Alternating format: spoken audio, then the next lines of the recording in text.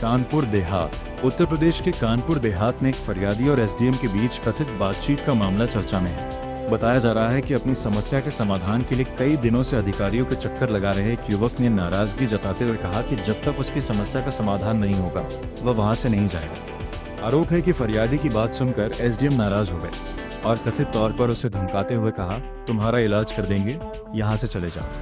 अधिकारी की कथित भाषा को लेकर अब सवाल उठ रहे हैं कि क्या किसी फरियादी के साथ इस तरह का व्यवहार उचित है।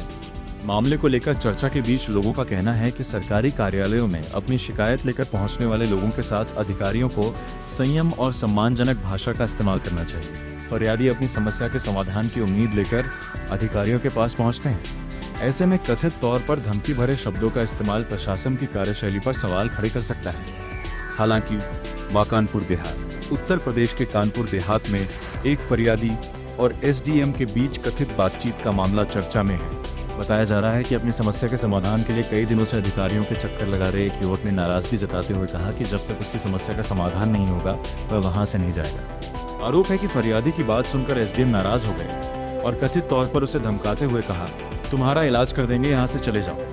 अधिकारी की कथित भाषा को लेकर अब सवाल उठ रहे हैं कि क्या किसी फरियादी के साथ इस तरह का व्यवहार उचित है।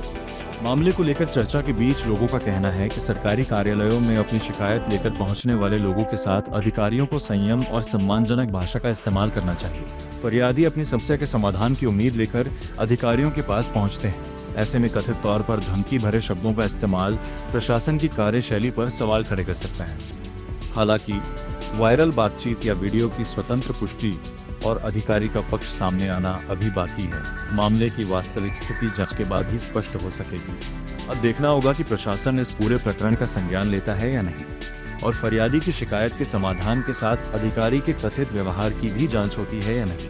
वायरल बातचीत या वीडियो की स्वतंत्र पुष्टि और अधिकारी का पक्ष सामने आना अभी बाकी है। मामले की वास्तविक स्थिति जांच के बाद ही स्पष्ट हो सकेगी। अब देखना होगा कि प्रशासन इस पूरे प्रकरण का संज्ञान लेता है या नहीं, और फरियादी की शिकायत के समाधान के साथ अधिकारी के कथित व्यवहार की भी जांच होती है या नहीं।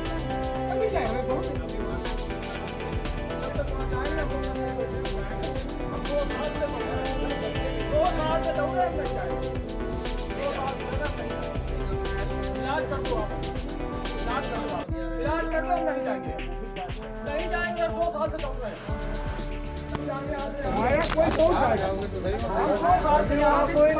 वहाँ साहब कोई भी नहीं जाता है। आप बोल रहे हैं वहाँ कोई जाता नहीं, कोई जाएगा, हम चले जाएंगे, हमको हमारे सामने बात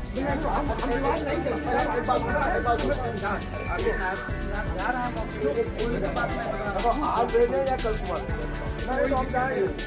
अभी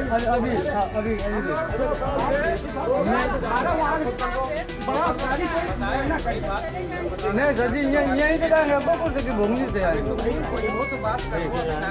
वहाँ से आए, फोन करें हम लोग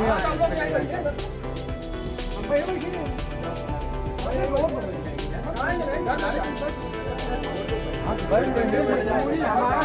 साल से भटक रहे हैं, हमें कोई न्याय नहीं मिल रहा, ना हमारा कोई अधिकारी जा रहा है, हम सबके हाथ। जब घर जाने के लिए कुछ रास्ते जाम में कीचड़ से कर निकला जाए।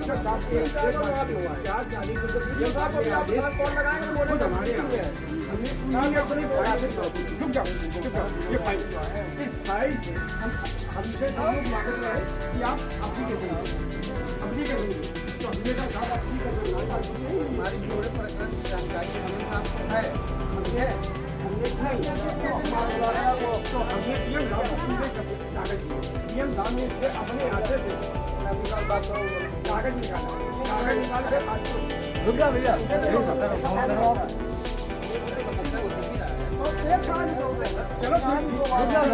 20 किलोमीटर गांव है भोगनीपुर से। हमें कुछ मिला के हमारे कोई बड़ा अधिकारी जाकर देख लेगा, हमारा फैसला वो हो जाएगा। अब वो साहब दीवानी तो 10 साल चलेगी, तो हम क्या 10 साल तक चलेंगे? रुक जा, फोन कर रहा हूँ।